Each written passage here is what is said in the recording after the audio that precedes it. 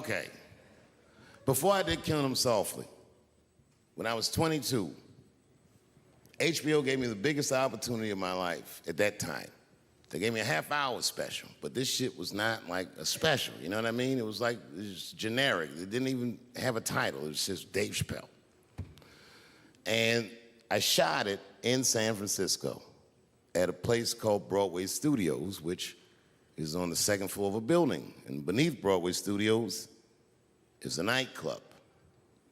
And the special was only supposed to be 30 minutes. And I got ready, I practiced, I did all the shit I was supposed to do. And the night that I taped, 20 minutes into my 30-minute set, I'll never forget this, music started blasting from the nightclub underneath. You could hear it real loud, and it fucked my whole show up, and I was devastated. I was a young man. I really believed in what I was doing, and I thought that my dream had been killed. So when I got off stage, I ran down the steps to the alley behind Broadway Studios and where the control trucks are parked, and I kicked that motherfucking door open, and I started yelling at all the producers. I was nobody in show business, just a guy that believed in us. I said, man, so you fucked everything up. That fucking music, what the fuck were you thinking? And there was a guy who was a big-time producer, I ain't saying no names, and he stood up and he said, hey, kid, sit the fuck down. He said, we didn't ruin anything. He said, we made a deal with that nightclub to not play music, and they didn't honor the deal. And I said, who didn't honor the deal? And he pointed to a guy. I'll never forget it. It was an old white man sitting in the Ford Taurus by himself. And he said, that guy right there. And I didn't waste no time or ask no questions. I went to that Ford Taurus and I beat on that window and I said, open the door, motherfucker, I want to talk to you. And that old man looked at me for 1 second and wisely drove the fuck off. And left me in the alley cussing at anybody who would listen. And 2 minutes later, literally 120 seconds later, couldn't have been any more than that, the doors of the kitchen in the alley of that nightclub underneath Broadway Studios flung open. And that old man was standing there, that same old man with reinforcements. He had 2 big goons with him, and he looked at me, and he was calm as a cucumber. He said, you, come here. I want to talk to you. I didn't know anything about the streets at this age. But I found out later in my life that these men were Russian mobsters. And I don't know what you guys know about the Russian mob, but these are the niggas that killed Denzel in Training Day.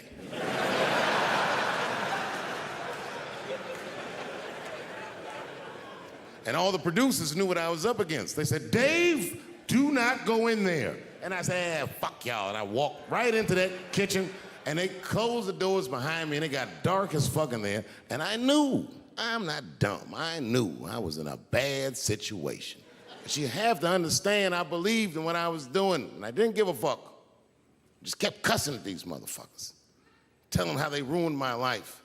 And that old man couldn't believe that I was talking all this shit. And as soon as I took a breath, he stopped me gently. He said, hey, kid, listen. Your friends lied to you. He said, we made a deal, but your friends never paid me. And when he said that, I realized I was locked in a kitchen.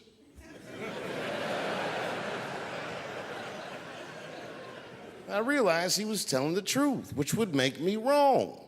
And the very moment that I realized I was wrong, for the first time, I was afraid. You see, it's a funny thing if you believe you're absolutely right. You can get drunk off the feeling of how right you are. That's why gay people are so mean.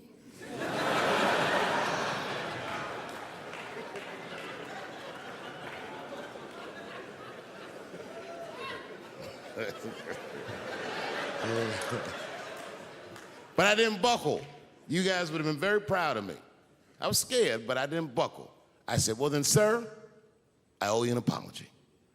But I believe that no matter what reason that music was playing, it ruined my life.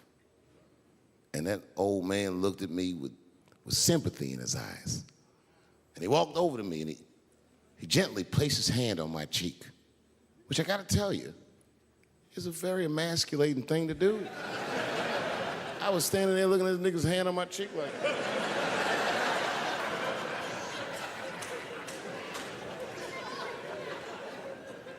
and he said, "You are a real man."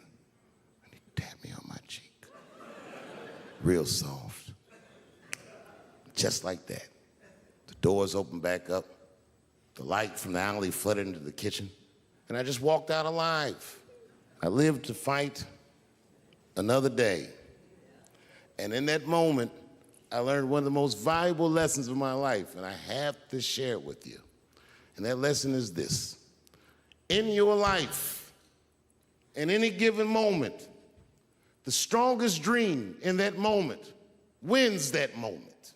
I am a very powerful dreamer.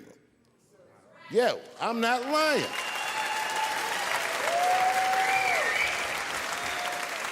I dreamed tonight, this very night, as a 14-year-old boy, and I am living it as a 50-year-old man. My dreams are very strong. Today, I walked all around Washington. I used to be poor in this city, and all day, people just said, hey, Dave, like they knew me personally, and I felt like I knew them. And I say to myself, my God, Dave, what a powerful dream. But then sometimes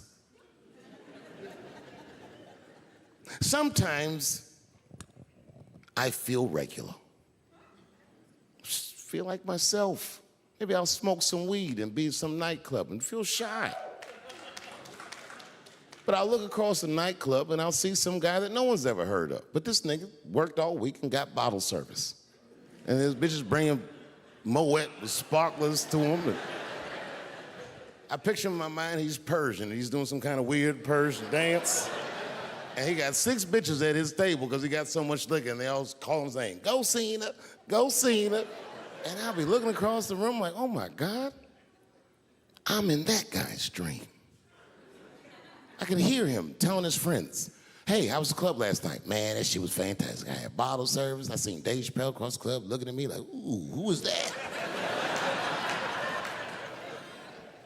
And that's the trick to life. You have to be wise enough to know when you were living in your dream. And you have to be humble enough to accept when you're in someone else's. That's why I don't judge between Will Smith and Chris Rock, because you guys look at them as big ideas, but I look at them as fellow dreamers. I can't judge between them because I see myself in both of them. I am Will Smith. I am the man that cannot take it anymore and will slap the shit out of the next person that says a crossword to me or somebody that I love. And I am Chris Rock. I am the man that can get slapped in front of the whole world and keep my composure so I don't fuck anything up. That is what men do. Men make boundaries. Men enforce boundaries, and men test boundaries. And no man tests more boundaries than a trans man. When I see a fellow dreamer, I give them my utmost respect, even if I don't understand what their dream is. I know a dreamer when I see one, and I've met many powerful dreamers in my life. None more powerful than a man who calls himself Lil Nas X. I met this nigga at a party. I had no idea who he was. But the minute he walked in that party, I knew I was in his dream. Everybody in the party was another dreamer. Everyone was famous, but when that nigga walked in, he was dressed like C-3PO. He was shining.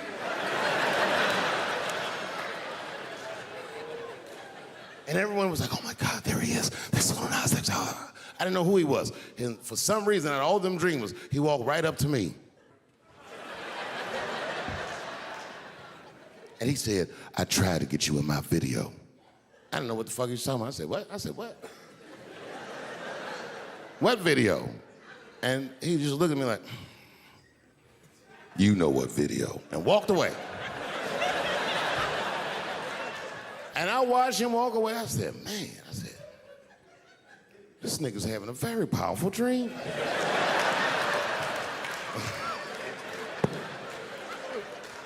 You know what it reminded me of? It reminded me of when we was in grade school. Remember in grade school, the teacher would ask everybody what they want to be? Timmy, what do you want to be when you grow up? And Timmy acted like he had an idea. He'd stand up, he'd say, I want to be a fireman.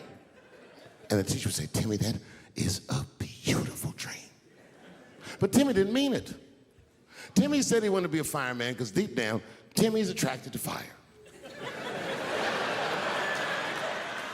And by the time he's 14 years old, this nigga's a full-blown pyromaniac, playing with kerosene and matches like a goddamn expert. And then one night he goes downtown with his buddies, fucking around with fire, and burns a warehouse down. And he doesn't know it, but there's 13 migrant workers from El Salvador, and they're in that motherfucker. They get trapped, and then they die in the fire.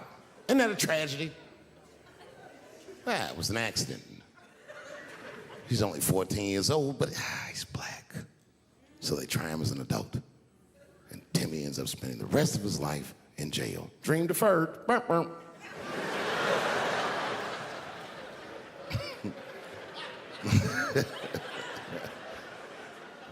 What about you, Billy? Billy, what do you want to be when you grow up? And Billy stands up and he says, I want to be president of the United States. And the teacher says, oh my God, Billy, that is a wonderful dream. And Billy means that shit. Billy does everything right. That motherfucker gets his grades up. He joins student government. He even does extracurricular activities like show choir just to make his resume look good. He's on track to be president, but junior year he wipes. When he's 16, he gets his girlfriend pregnant and has to drop out of high school to make ends meet. But lucky for him, the local Walmart's hiring. By the time he's 20 years old, this motherfucker makes assistant manager at Walmart. He's the youngest one in the district. He says, oh my God, if I can keep this up for 4 more years, I could be a manager. And if I can keep this up for 6 more years after that, I could even be a regional manager and have as many as 3 Walmarts under my control. And he's a big picture guy. He sees where this path is going, so he kills himself.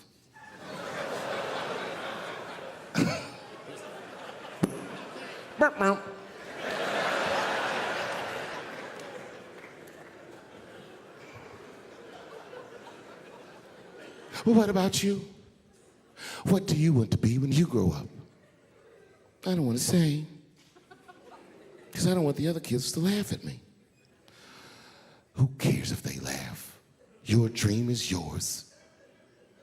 Own your dream so they can come true. Say it loud and proud. What do you want to be when you grow up? Lil Nas X. And that nigga stood up in front of the whole class. I want to be the gayest nigga that ever lived. I want to do a music video and slide down a stripper pole all the way to the depths of hell and suck the devil's dick at 10 o'clock on BET while all the kids are awake and can see me. Shockingly, that was the only dream that worked out.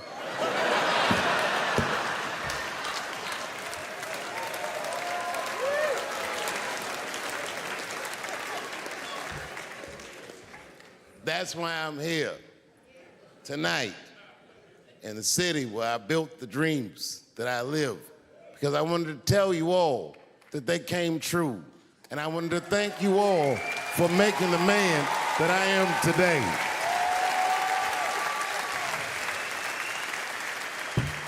Yes, I am living a very powerful dream. Every time I come to this city and I stand in front of you, I realize that, my God, man, this is not my dream at all. It's yours. And I am honored to be in it. Thank you very much. I know it's fucked up, but I'll tell you the truth. You know, everything's funny. Everything's funny till it happens to you. 3 months. A mere 3 months after that terrible attack that Chris Rock endured, I was on stage at the Hollywood Bowl, and a lunatic jumped out of the crowd and attacked me. Now, I gotta tell you, if it happens to you, you don't even know what the fuck is happening. It was like slow motion. I just looked over. I don't know this nigga. And I just looked and said, oh my God, I'm being attacked. And this motherfucker was ragged. He jumped at me. He was like, I'm old, but I'm fast. I caught this motherfucker's head with my hand and pulled his hoodie over his eyes. I can still feel his head in my hand. It was spongy. He had been growing dreadlocks. Not the beautiful dreads that Rastafarians grow. These were accidental LA homeless dreads.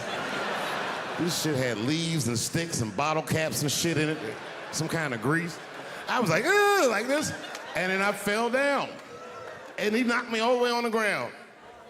And I was like, man, this is a bad situation. I don't know if I'm gonna die or what's gonna happen. But in that moment of vulnerability, you know what occurred to me that had never occurred to me before in my life? In that moment, it occurred to me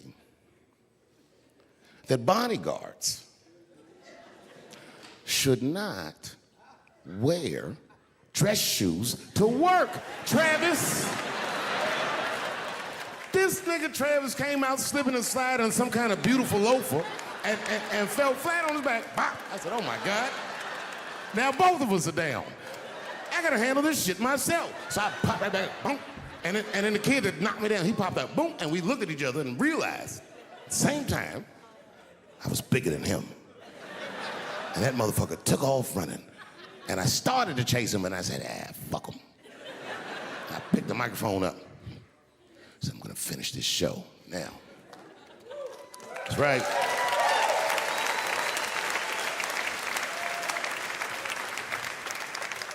For 3 months before that, I'd been making fun of Chris Rock. And people would ask me all the time. They'd say, Dave, what would you do if you were Chris Rock and Will Smith slapped you in the face? And to this day, the answer is the same. Well, I don't know what I would have done. I've never been in a situation that extreme. But I do know now what Will Smith would not have done. And that is enjoy the rest of his evening. Man, listen.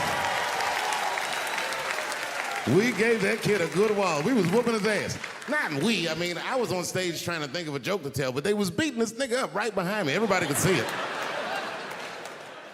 Everybody could see it. And I'm sitting up there trying to think of what to say. And I'm tongue-tied. Me, of all people, can't think of anything to say.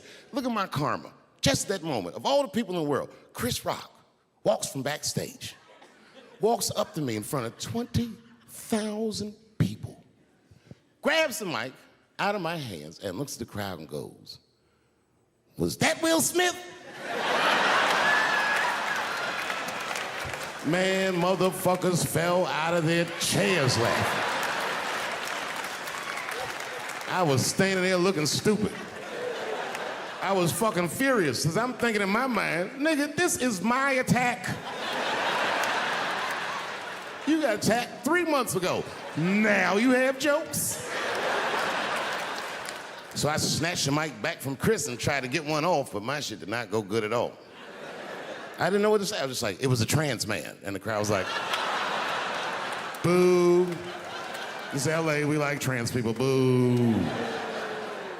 I know, I felt so bad. I felt so bad. But I know why I did it. You'd have to be there to understand, but man, when that guy tackled me, it was like it's like a movie or something. You gotta picture this. Picture a famous person you like. Every famous person you could imagine was at that show. It was like the biggest night that Hollywood had ever seen. And when that guy tackled me, he cleared the bleachers. I had to watch the tape afterwards to know this happened, but as soon as he tackled me, Jamie Foxx was the first motherfucker that jumped out of the crowd. He was wearing a white cowboy hat like he knew this shit was gonna happen to him. Never seen this nigga in a cowboy hat before. And Jamie started chasing that motherfucker around like any given Sunday. And that kid was fast as shit, was juking and shaking, and he broke Jamie's ankles, and he just kept running. And then Jon Stewart from The Daily Show ran from backstage and jumped at this motherfucker like Super Jew. He was like, ah! And the kid seen Jon coming, so he jumped back, and Jon went flying that way. And this kid was fast, and then he turned around. He sees the emergency exit. He starts running for the emergency exit. Just before he got to the door, motherfucking Puff Daddy from Bad Boy Records jumped in front of the door. That nigga was like,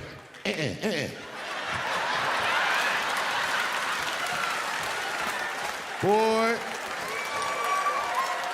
Puffy got that motherfucker.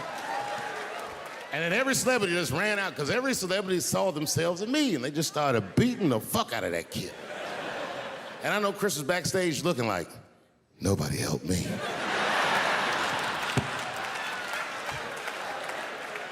Everybody hates Chris.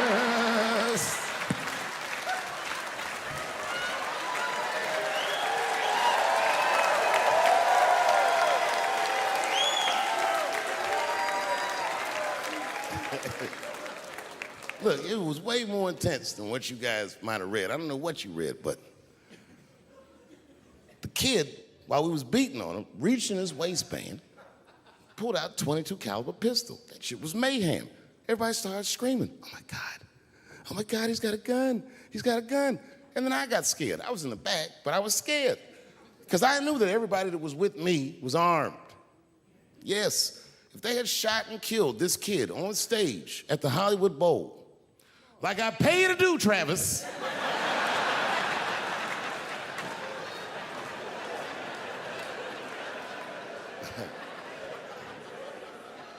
but Travis G'd up. Travis wrestled the gun out of the kid's hand, and then he took it like this and tried to chamber the round, and he couldn't. So he pulled the trigger, and it wasn't a gun. A knife blade popped out of the front. I guess this kid was gonna stab me. Some scary shit. So the next night, even though I didn't have a show, I said, I gotta get right back on stage. And I went and did a show. And someone in the audience screamed out, Dave, what happened with the attack? And I didn't know there was journalists in the room. All I said was that this nigga had a knife that identified as a gun. I got 6 more weeks of bad press for that joke. I didn't even do nothing to this nigga. That was not right. That was not right. And then the New York Post went to the jail and interviewed my attacker like he was some kind of hero. And I read that interview. It turns out the entire attack was my fault. Yes, I triggered him. I didn't mean to. I had done jokes about the homeless. And turns out this young man was homeless. And I mean, there's no way I could have known this. But I will say, for a homeless guy, this nigga had incredible seats.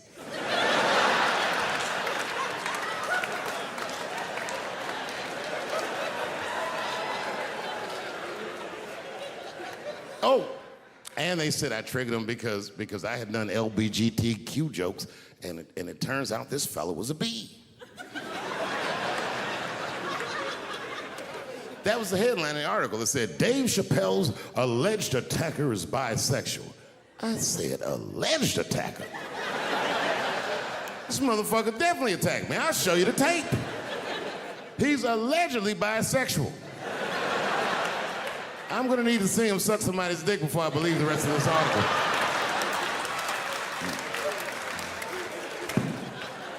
I read that shit in the paper. I was horrified. I was like, oh, bisexual? I could have been raped.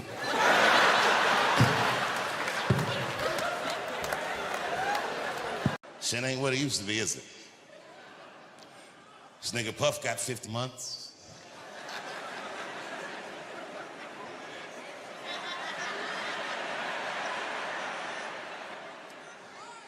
I don't like talking about this, but I'm gonna do it.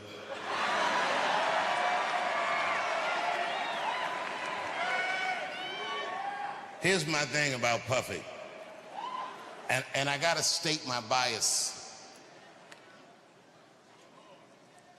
Years ago, I got attacked on stage. in California at the Hollywood Bowl. Now, this was a long time ago. At this time, Charlie Kirk was alive and well.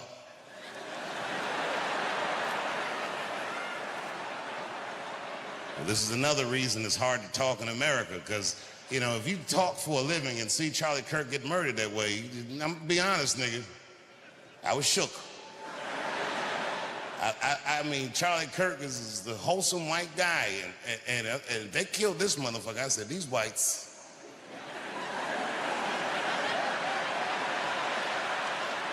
We've never seen them like this. They're playing for keeps. And then remember, the next day in the news, when all the information was still shoddy, they came out, they were like, apparently there were transgender messages inscribed on the bullets. I was at home like, oh no! I'm dead as fried chicken.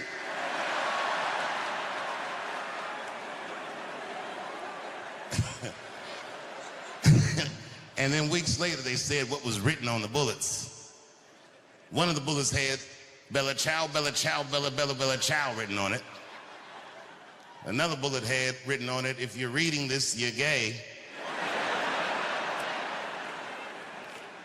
I was at home like, nigga, I'm gonna need to see these bullets. How the fuck is this nigga writing whole paragraphs on bullets? How big are these bullets? What is this nigga, a watchmaker? He can inscribe all this shit on a bullet?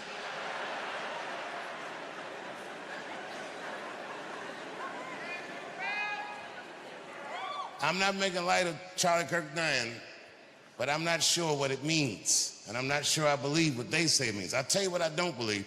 And the whites were quick to say this. They said, Charlie Kirk is this generation's Martin Luther King. No, he's not. Yeah, that's a reach. You know, they both got murdered in a terrible fashion. They both got shot in the neck, but that's about where those similarities end. Because Charlie Kirk is a motherfucking internet personality. No, by design. Fundamentally, he can't function like Dr. King. Internet niggas are negative because they have to be. Because nobody will engage them unless they say shit that makes them upset. That's Charlie Kirk. Could you imagine Dr. King was behaving like Charlie Kirk? Smash that like button and subscribe. Follow me for more content like this. I believe all black people should be free. Change my mind.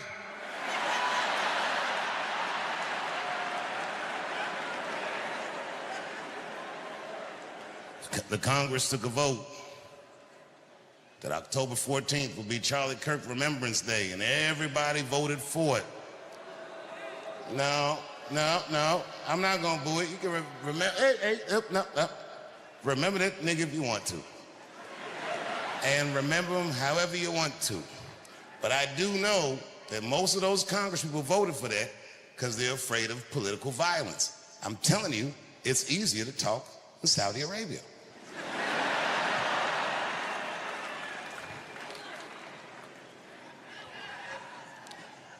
I was on stage not long ago in the States, and niggas got mad because I said, well, you know, maybe Puff will get off. And I said, I hope so. And the crowd was like, boo. Oh, okay, look, it's not that I think Puff is right, but when I got attacked in LA at the Hollywood Bowl, people forget Puff was the guy that tackled my attacker. He saved my life. It's a hard nigga to be mad at after that. I had security that night, but you know what I mean? Them niggas they wasn't ready. Them niggas had some slippery shoes on or something. They ran out. All them niggas slipped and fell. And Puffy got my attacker and tackled him. And then years later, when I heard about that baby oil, I was like, what did those niggas slip on?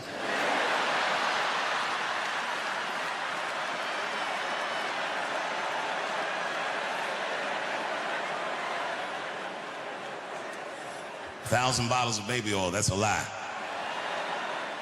But remember, he wasn't on trial for having 1,000 bottles of baby oil because it's not a crime to have 1,000 bottles of baby oil.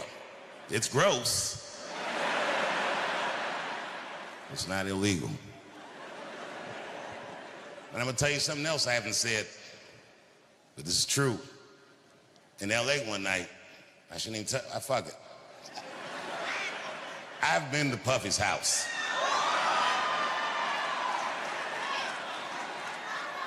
No, I didn't see none of the stuff they said in that trial. I walked to that nigga's living room, house was clean, traction on the floor, nothing slippery, walk right through.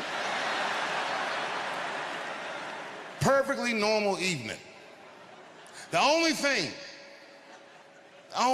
in hindsight, but at the time it didn't mean nothing to me.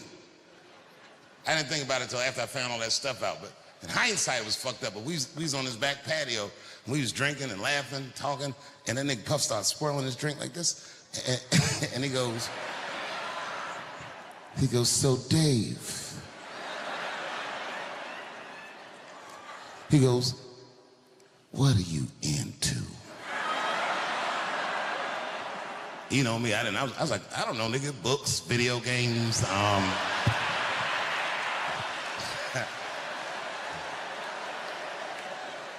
I didn't know there was my big chance to fuck Cassie.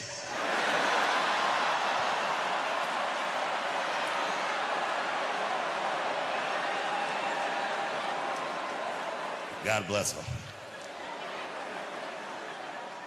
I'm not making light of her. What she went through was terrible. But remember, because they kept showing this video of him beating her up in a hotel hallway, which is a terrible video. But he wasn't on trial for that. If you remember, he paid her for that before the federal charges ever came up. He paid her $35 million, is what I heard, which doesn't make it right, but I mean, come on, nigga. I do know niggas that have fought Floyd Mayweather for less money than that. And them niggas had to fight for 36 minutes.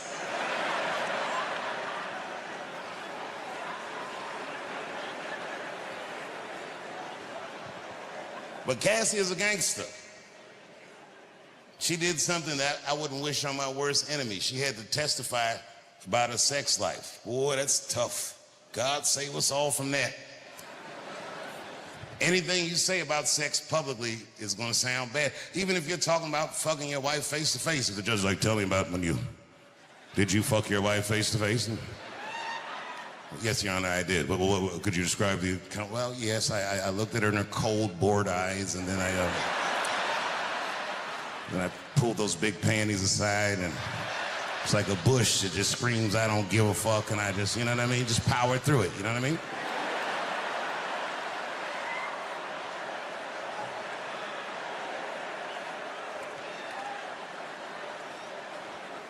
Cassie had to do way harder than that. Them questions, they was asking her all kinds. Did Sean Combs pee in your mouth? I was like, oh my God. She didn't hesitate. Guess Your Honor, he did. I'm sorry.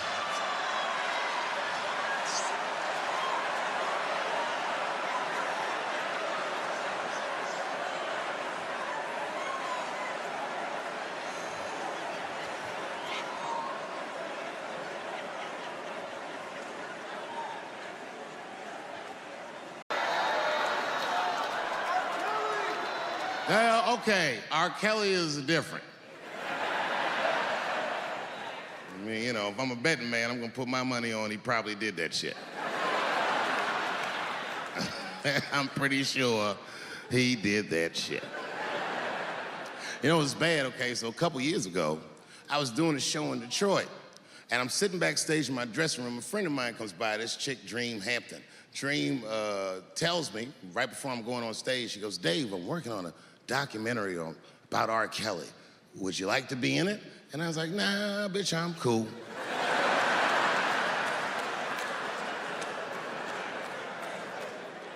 I went on stage, I just forgot about the shit. And then 2 years later, the documentary comes out, Surviving R. Kelly.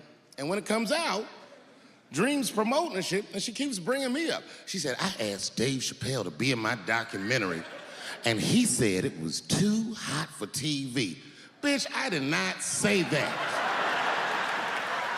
It does not even sound like how I talk. Oh, that's too hot for TV? I would never say that shit.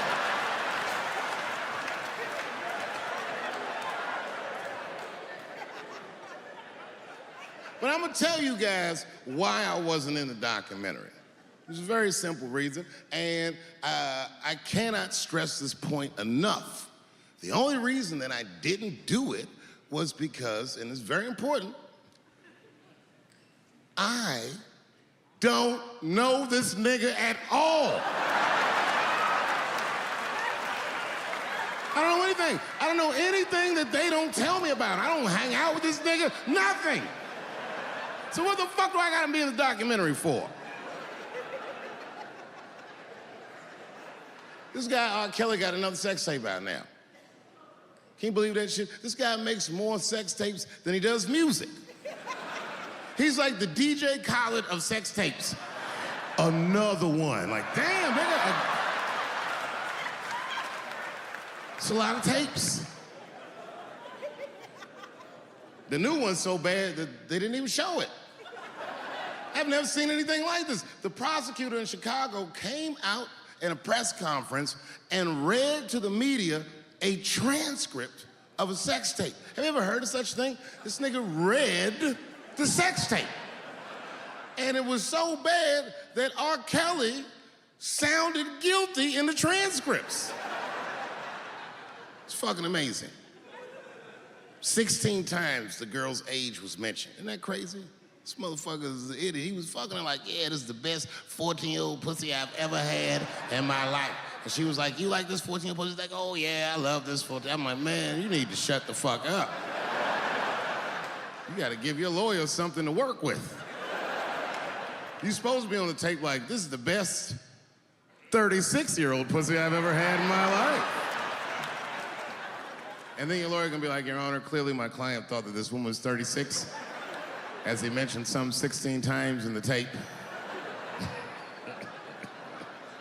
They gonna know you lying though, you know what I mean? Everybody knows no such thing as good 36-year-old pussy.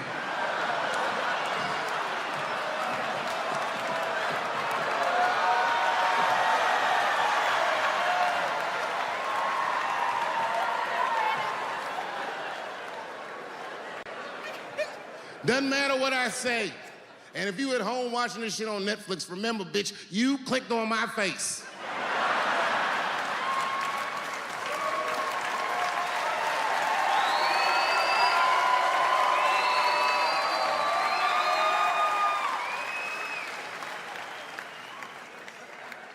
Celebrity hunting season. Doesn't matter what I say, they're gonna get everybody eventually. Like, look, I don't think I did anything wrong, but we'll see.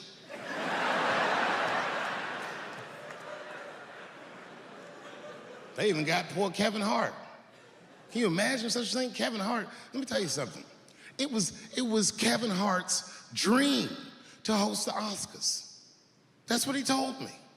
And I remember when he told me, because I was thinking to myself, well, that's an awfully strange dream for an African American.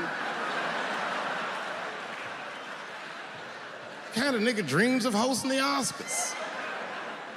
Kevin did, that's who. And he did it. Against all the odds, Kevin became the most famous comedian this world has ever seen, and he got the job that only one black man before him had had. He was gonna host the 80th Oscars. And I don't know what you know about Kevin, but I know Kevin Hart is damn near perfect. As close to perfect as anybody I've ever seen. In fact, Kevin is precisely 4 tweets shy of being perfect. 10 years ago, Kevin had made some very homophobic comments. And I'm not gonna repeat what he said, because this is Atlanta.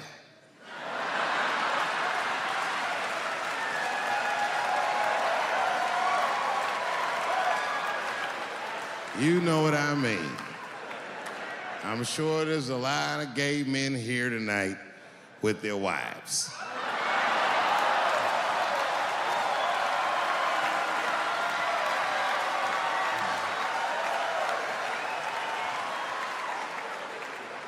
Far be it from me to offend anybody. All right, I'll tell you what he said. But just remember, these were not my words. These were Kevin's words. And it was a long time ago. And I'm paraphrasing because I'm not good at telling other people's jokes. Okay, Kevin said that if his little son was demonstrating or exhibiting homosexual behavior around the house, that he'd chastise him. He'd say, hey, that's gay. And then he said he would smash a dollhouse over that child's head. Ooh, the gay community was furious. And I don't blame them. I got a lot of gay friends. And all of them, 100% of them, all have told me fucking horror stories about the shit they had to go through just to be themselves. Crazy, crazy stories. And in all those stories, I gotta say, not one of them has ever mentioned anything like their father smashing a fucking dollhouse over their head. Because clearly Kevin was joking. Think about it. You would have to buy this nigga a dollhouse to break it over his head in the first place. Does that sound right? Is anybody gonna do that? The gay community was upset, and then they put so much pressure on the Academy of Motion Pictures and Sciences that they went to Kevin and said, if you don't apologize to that community, then you cannot host these Oscars. And then Kevin said, fuck it, I quit.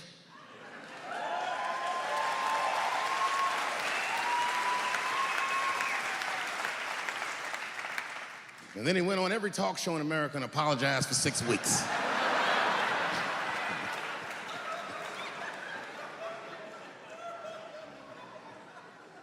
Kevin fucked up.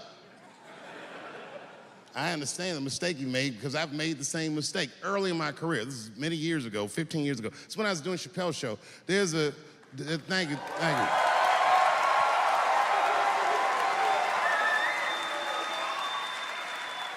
On network television, they have a department that's called Standards and Practices. This is the department that tells you what you can and cannot say on television.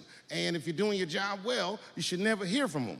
But if you're making Chappelle's show, you'll hear from these motherfuckers all the time.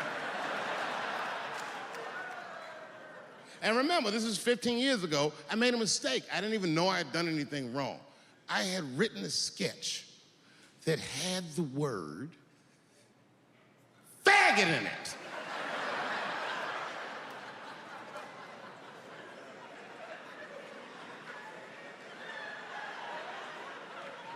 So I had to go to Standards and Practices. They called me up. I don't know why they're calling me, but I like the lady that runs the department. She's usually really fair and was one of my favorite people I've ever worked with. So she sits me down. We have a nice conversation. She tells me, oh, the sketches are great. I go, oh, fantastic. Well, then why am I here? She said, because David, there's no way that you can ever say the word faggot on our network. I didn't know I did anything wrong. I didn't try to defend myself. I said, all right, fuck it, I'll take it out. Have a good afternoon. And as I was leaving, it occurred to me, hey, Renee, quick question. It's just a question. Seriously, I want to know, like, why is it that I can say the word nigger with impunity?